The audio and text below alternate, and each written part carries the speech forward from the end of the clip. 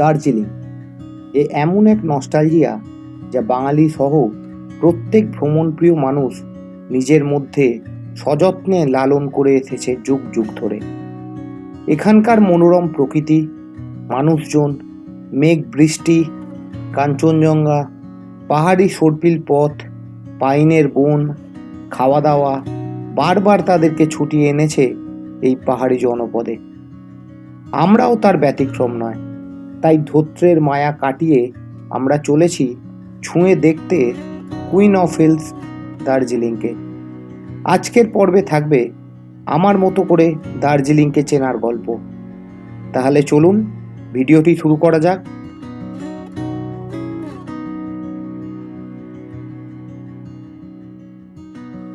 সুপ্রভাত, কেমন আছেন সবাই? আরও একটি নতুন ভিডিওতে আপনাদের স্বাগত জানাই। ঘড়ির কাঁটায় সকাল 9টা। আমাদের সঙ্গী 2 চাকার 2টি স্কুটি নিয়ে পাহাড়ের বাতাসকে সরাসরি গায়ে মাখতে মাখতে আমরা চলেছি পাহাড়ের রানী দার্জিলিংয়ের উদ্দেশ্যে। সুকিয়া পোখরি পেরিয়ে এ পথের প্রথম দ্রষ্টব্য পাহাড়ের কোলে এক ছোট্ট গ্রাম লেপচা জগৎ। চেনা অচেনা আঁকাবাঁকা পথ, ঘন পাইনের বন আর মেঘমুক্ত দিনে কাঞ্চনজঙ্ঘার ভিউ এখানকার প্রধান আকর্ষণ। এখান থেকে দারুণ ভিউ আছে কাঞ্চনজঙ্ঘা। প্রথমবার আমি এইখানে এসেছিলাম।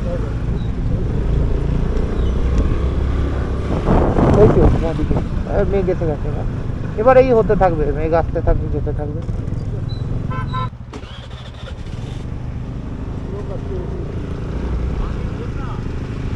এখানে বসবি না, ঘুমে গিয়ে বসবো তো।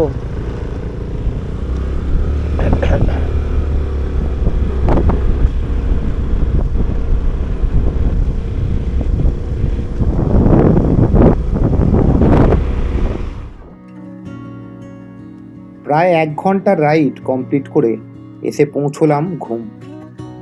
এখান থেকে ডান দিকের রাস্তাটি চলে গেছে শিলিগুড়ি আর বাম দিকে দার্জিলিং।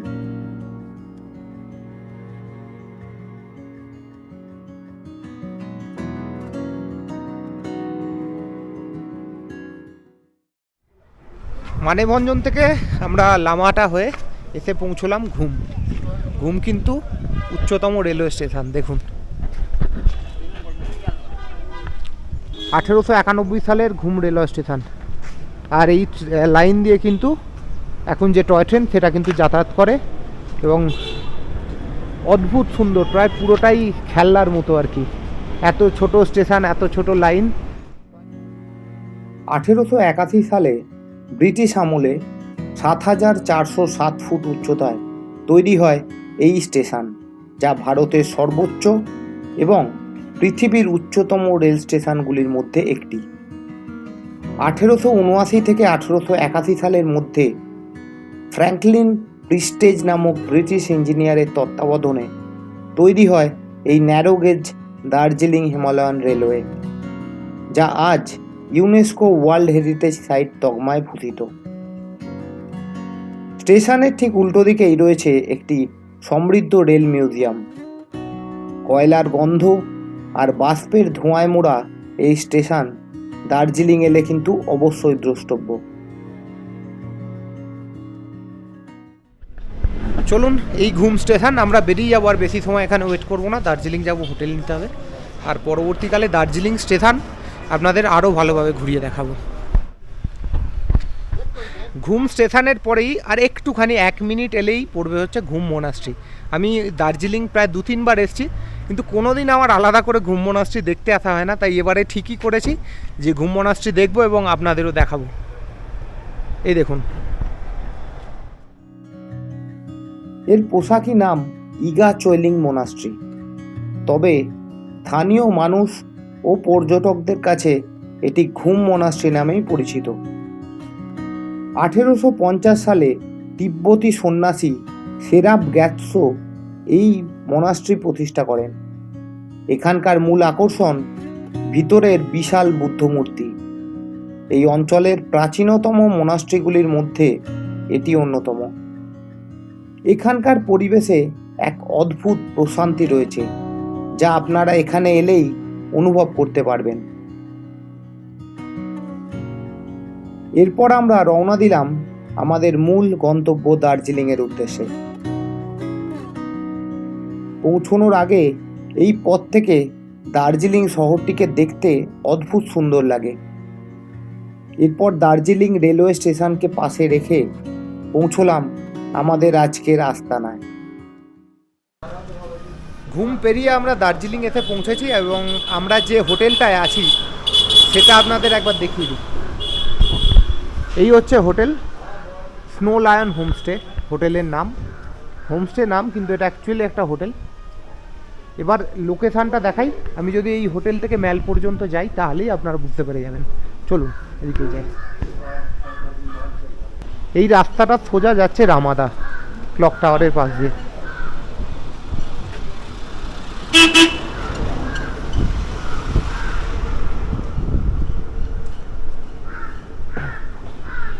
এবং আরও একটি প্রমিনেন্ট লোকেশান হচ্ছে এই স্কুলটা, বেথানি স্কুল। এই স্কুলেই আপনারা লোকেশান দিয়ে এখানে চলে আসতে পারবেন এবং এখানে অজস্র হোটেল আছে, বেশ কিছু হোটেলে পার্কিং আছে। যেহেতু স্নো লায়নে পার্কিং আছে, আমরা তাই স্নো লায়ন হোটেলটাই নিয়েছি। দুপুরে হোটেলে পৌঁছে ব্যাগপত্র রেখে একটু ফ্রেশ হয়েই আমরা বেরিয়েছি লাঞ্চ করতে। দার্জিলিংয়ের কোনো ট্র্যাডিশনাল রেস্তোরাঁই আমাদের প্রথম পছন্দ। আমরা এখন লাঞ্চ করব আর এসেছি চকবাজারে, কারণ ওদিকে কুঙ্গা বন্ধ। তো পেনাং বলে একটা রেস্টুরেন্ট আছে চকবাজারে, খুবই ফেমাস। চলুন ওইটাতে আজকে লাঞ্চ করবো আর আপনাদের জানাবো রেস্টুরেন্টটা কীরকম। সবচেয়ে প্রমিনেন্ট লোকেশান দেখুন এই পেনাং রেস্টুরেন্ট, আর জাস্ট একটুখানি মুভ করলেই এখানে দ্য রিং মল। এই রিং মল মোটামুটি সবাই চেনে। তো রিং মলের জাস্ট পাশেই পেনাং রেস্টুরেন্ট। আমরা জাস্ট লাঞ্চ করছি। অ্যাকচুয়ালি আমরা গিয়েছিলাম কুঙ্গাতে, কুঙ্গা যে ক্লোজ, এই কারণে পেনাং রেস্টুরেন্টটা দেখলাম গুগলে রেকমেন্ড করছে। তো আমরা নিয়েছিলাম হচ্ছে থুপ্পার মোমো, যেরকম দেখালাম। যেটা আমার মনে হলো মোমোর সাইজটা খুব ছোটো, মানে অন্যান্য জায়গার তুলনায়, এবং যা প্রাইস সাথে। কিন্তু থুপ্পাটা খুব ভালো, থুপ্পাটা সত্যি ভালো। মোমোটাও টেস্ট খুব ভালো, কিন্তু সাইজটা খুবই ছোটো। আর বাকি তো খাবার দাবার ঠিকঠাক, দামও পকেট ফ্রেন্ডলি, এই ব্যাপার। আর এই ভাই কিরম লাগলো খাবার? ভালো, থুপ্পাটা ভালো, মোমোটা একটু ছোটো লেগেছে সাইজে। তো চলুন আমরা এখান থেকে বেরোবো, বেরিয়ে যাবো হচ্ছে দার্জিলিং রেলওয়ে যে স্টেশন ওখানে। লাঞ্চ সেরে বিকেলে নরম রোদ গায়ে মেখে আমরা চলে এলাম দার্জিলিং রেলওয়ে স্টেশনে। ক্লক টাওয়ার থেকে হেঁটে 10 মিনিটের মধ্যেই পৌঁছানো যায় এই হেরিটেজ স্টেশনে। ঘুম যদি হয় সর্বোচ্চ স্টেশন, তবে দার্জিলিং স্টেশন এই হেরিটেজ রেলওয়ের প্রাণকেন্দ্র। ব্রিটিশ আমলে কলকাতা থেকে সাহেবরা গরমের ছুটি কাটাতে আসতো এই দার্জিলিংয়ে। আজও দার্জিলিং হিমালয়ান রেলওয়েকে কেন্দ্র করে বহু বিদেশি পর্যটক আসেন এখানে। উইন্ড চাইমের আওয়াজ, কয়লার গন্ধ, টয় ট্রেন আর ঠান্ডার আমেজ আজও পর্যটক মহলের কাছে অত্যন্ত জনপ্রিয়। স্টেশন থেকে ফিরতে সন্ধে হয়ে গেল। ক্লক টাওয়ারের আলোগুলিও ইতিমধ্যে জ্বলে উঠেছে। সন্ধ্যের পর আবার এক অন্য রূপে ধরা দেয় এই শহর। মায়াবী আলোয় ঝলমলে দোকানপাট, রেস্তোরাঁর ভিড় কাটিয়ে আমরা চললাম ম্যালে। এখন বাজে সন্ধ্যে 6টা, আর আমরা কিন্তু আজকে দার্জিলিংয়ে আছি, আর আজকেই শুধুমাত্র এই সন্ধ্যেটা পাবো, কারণ কাল আমরা কিন্তু বেরিয়ে যাব। তাই আজকের এই সন্ধ্যেটায় আমরা ঘুরে বেড়াবো এই ম্যাল চত্বর এবং সুন্দর দার্জিলিংয়ের এই আলো ঝলমলে অংশটা, এবং আপনাদের সাথেও শেয়ার করব, আপনাদেরও ঘুরিয়ে দেখাবো যে এই দার্জিলিং ম্যাল বা আশেপাশে কী খাওয়ার দাওয়ার পাওয়া যায়, কী স্ট্রিট ফুড পাওয়া যায়, বা কী ধরনের জিনিস বিক্রি হচ্ছে, এবং এই সুন্দর অ্যাটমসফিয়ারটা। চলুন তাহলে আমাদের সাথে ম্যালটা এনজয় করুন।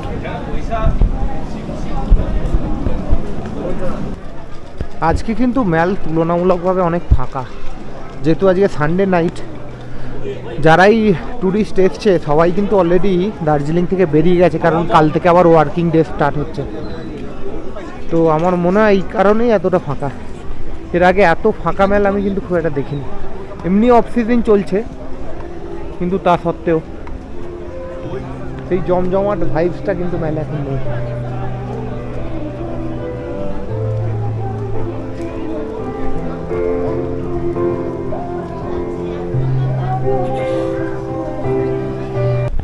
আমরা ম্যালে গিয়ে তো অদ্ভুতভাবে দেখলাম ম্যাল পুরো ফাঁকা, এবং ম্যালে যে খাবার দাবার পাওয়া যেত বা যে স্ট্রিট ফুড পাওয়া যেত কিছু নেই। তো ওখানে একজন পুলিশ বললেন যে এখানে ভানু ভবনের দিকে পাঠিয়ে দিয়েছে সবটা। চলুন দেখি, ভানু ভবন তো এসেই গেছি। এখন পুরো মার্কেটটা ভানু ভবনে শিফট হয়ে গেছে। মহাকাল মার্কেটটা পুরো ভানু ভবনে শিফট হয়ে গেছে। যাবতীয় বিক্রি হওয়ার জিনিস, খাবার দাবার সব কিছু, স্ট্রিট ফুডের যত কাউন্টারগুলো না সব এখানেই বসেছে। এখানেই ভানু ভবনের ভিতর পরপর দেখুন এখানে সব কিছু বসেছে। আর এখানে ড্রাই চিলি চিকেন হচ্ছে, এখানে টাইপো রয়েছে। চলুন, আমাদের মোমো রেডি হচ্ছে, মোমোটা খেয়ে দেখি।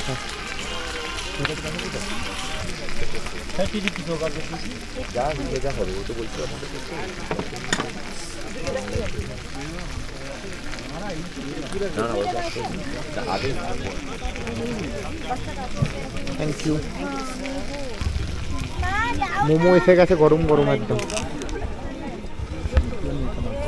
নট ইজি করে দিচ্ছি আই গেস। ভালো মোমো। ঠিক আছে, ভালো, খেয়ে দেখি।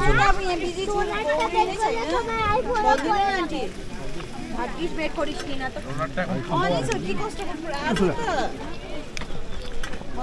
সত্যি টেস্ট ভালো, আর গরম এই ঠান্ডার মধ্যে যা খাবেন তাই ভালো লাগবে। তার এরপর আমরা যেটা অর্ডার করেছি হচ্ছে সেটা হচ্ছে টাইপো।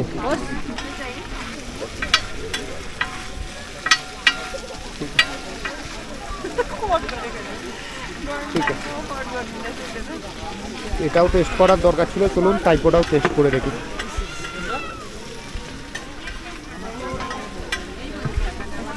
নে এটা নে রে।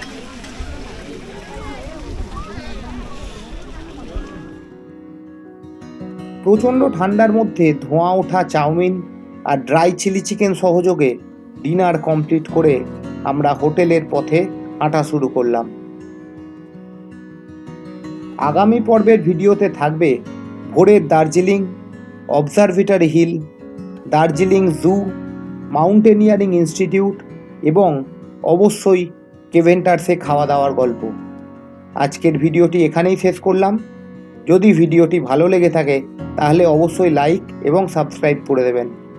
সকলে ভালো থাকবেন, সুস্থ থাকবেন।